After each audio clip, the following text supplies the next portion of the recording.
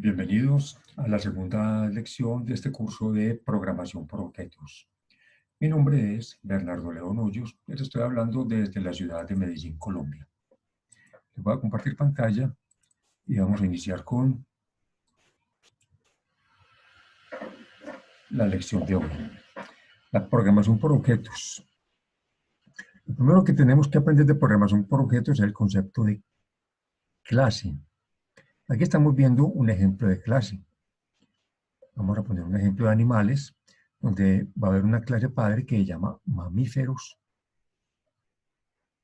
Esa clase padre, en este caso, va a tener tres parámetros que van a ser raza, edad y función.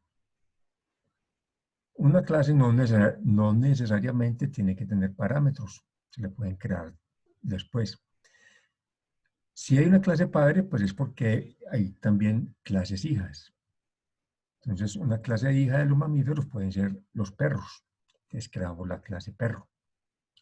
A la clase perro no tengo necesidad de crearle parámetros porque va a heredar los parámetros de su clase padre. Entonces, podemos tener una clase dentro de otra y dentro de otra y dentro de otra y anidarlas en diferentes niveles. Pero siempre las clases hijas van a ir heredando los parámetros de las clases padre. Luego vamos a ver el concepto de lo que es una instancia. Entonces, hasta el momento hemos visto qué es una clase y qué son los parámetros. Que existen clases dentro de las clases que heredan esos parámetros y también vamos a ver que existen instancias.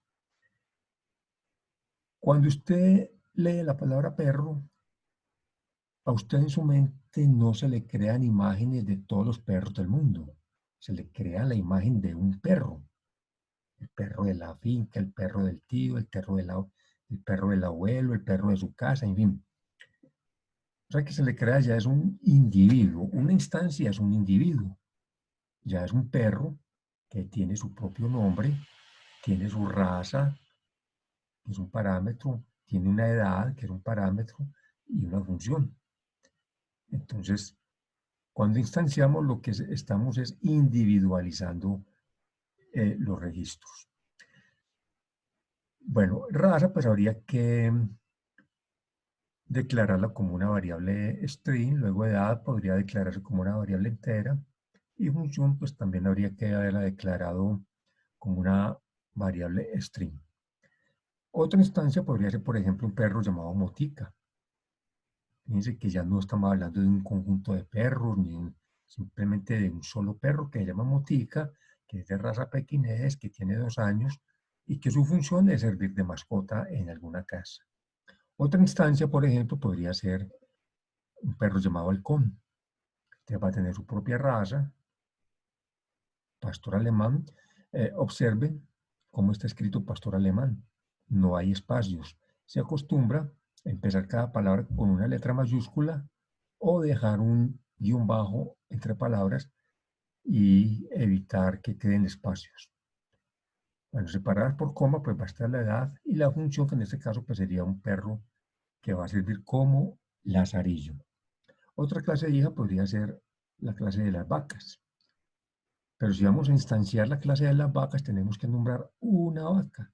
Que vamos a crear una instancia, una vaca que se llama Milky, que es de raza Holstein, que tiene 5 años y que su función es dar leche.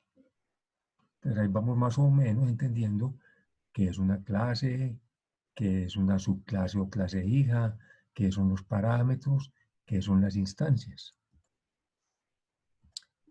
Vamos a poner otro ejemplo y vamos a llamar a una clase padre figura geométrica. Y los parámetros de esta clase padre van a ser base, altura y radio. Vamos entonces a crear una clase hija de estas figuras geométricas. Una clase hija podría ser la clase de los rectángulos. Fíjense que tenemos algo diferente al ejemplo anterior. Primero que todo, tenemos una función. Además de las instancias, tenemos una función. Vamos a decir que para calcular el área hay que multiplicar la base por la altura.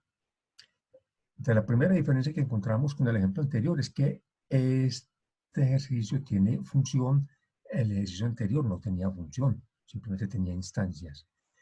El segundo es que un rectángulo, que es una clase hija, va a necesitar solamente dos de los tres parámetros. En el ejemplo anterior, todas las instancias usaron todos los parámetros, que era la raza, la edad y la función. Bueno, la clase rectángulo va a tener una función diferente a la clase triángulo, aunque también va a usar los mismos dos parámetros, pero lo va a usar con una ecuación distinta. Entonces, fíjense, todos los rectángulos se calculan el área con esta ecuación. Todos los triángulos calculan el área con esta función, pero cada instancia pues, va a tener su propia base y su propia altura, lo mismo que en los triángulos.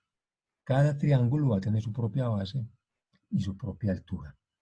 Ahora vamos a ver otra bien interesante que es la del círculo. ¿Por qué es interesante en este ejemplo? Porque va a usar solamente el tercer parámetro. Entonces, ¿cómo lo ingresamos? En este caso, ingresamos nada más los dos números, porque él los va a asumir en el orden en que están inscritos. El orden aquí es muy importante. Entonces, el primer parámetro lo asume como la base y el segundo lo asume como la altura. Así, en la instancia no diga nada de base y de altura. Pero si en el círculo simplemente escribiéramos un 8, él entendería que esa es la base y un círculo no tiene base. Entonces, como estamos instanciando con un parámetro que está aquí de tercero, hay que ponerle el nombre al parámetro, radio igual a 8. También pudimos haberlo hecho de otra manera, haber creado un círculo con una base 0, una altura 0 y un radio 8. Componer esto, pues él va a relacionar un número con la base, el segundo número con la altura y el tercero con el radio. En los dos primeros podemos poner cualquier valor. Al fin y al cabo en la ecuación no se van a utilizar. Otra forma es poner simplemente doble coma 8. También funcionaría. Bueno, otra característica de la programación por objetos es que la forma como se va a ejecutar, o más bien el orden en que se va a ejecutar el algoritmo no necesariamente es igual al orden en que se escribió. Entonces yo podría decirle, primero quiero que ejecute la clase círculo, después vaya y ejecute la clase rectángulo y después vaya y ejecute la clase triángulo. Para decirle eso, pues yo creo en la clase principal o en una que ya haya sido llamada por la principal, y le estoy diciendo, primero ejecute círculo, que se va a venir para acá, va a ejecutar la fórmula con los parámetros que tenga cada instancia, luego va a ejecutar rectángulo, luego va a ejecutar triángulo, y en este caso, pues, podríamos pedirle que nos imprimiera por consola los resultados de todos los valores de las áreas. En este caso, esta instrucción se refiere a una impresión por consola que la podría cambiar por otra instrucción para que me saque los resultados, por ejemplo, en una ventana emergente o en un formulario o para que lo envíe a una página web. Entonces, vemos que ya aprendimos varias cosas en estos dos primeros videos. Primero, que la programación por objeto es modular. Segundo, que siempre van a tener unas clases, que esas clases van a tener unos parámetros, que va a haber algo llamado herencia, o sea que los parámetros que yo declare en una clase padre se heredan a las clases hijas y a las nietas y, bueno, dependiendo de los subniveles que tenga, que cada clase puede tener funciones o puede tener instancias, y que las instancias son individuos que se van creando en cada una de las clases y que después podemos ensamblar el programa en el orden que queramos. Por ahora no estamos viendo código, simplemente estamos viendo los conceptos fundamentales de la programación por objetos. Entonces dejemos ahí esta segunda clase y nos vemos en la próxima lección.